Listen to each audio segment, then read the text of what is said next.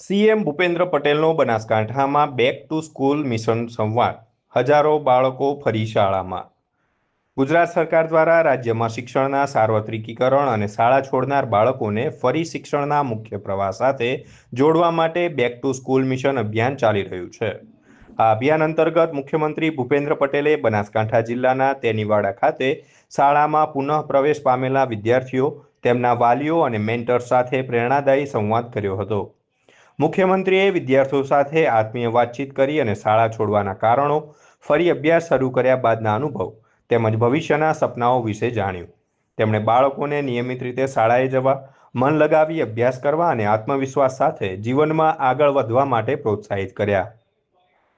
રાજ્ય સરકાર દ્વારા વર્ષ 2023-24થી 2025-26 દરમિયાન વિવિધ કારણોસર અભ્યાસ વચ્ચે છોડી દેનારા બાળકોને ફરી શિક્ષણ સાથે જોડવા માટે વિશેષ અભિયાન ચલાવવામાં આવી રહ્યું છે.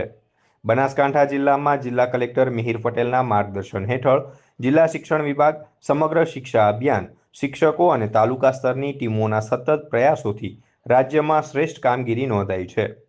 જિલ્લામાં થયેલા સર્વે દરમિયાન 37,415 ડ્રોપઆઉટ બાળકોની ઓળખ કરવામાં આવી હતી, જેમાંથી 29,451 બાળકોને સફળતાપૂર્વક ફરી શિક્ષણ સાથે જોડવામાં આવ્યા છે. તેમાં 23,000થી વધુ વિદ્યાર્થીઓ ગુજરાત સ્ટેટ ઓપન સ્કૂલ સાથે જોડાયા છે, જ્યારે 6,000થી વધુ વિદ્યાર્થીઓને નિયમિત શાળાઓમાં પુનઃ પ્રવેશ અપાયો છે.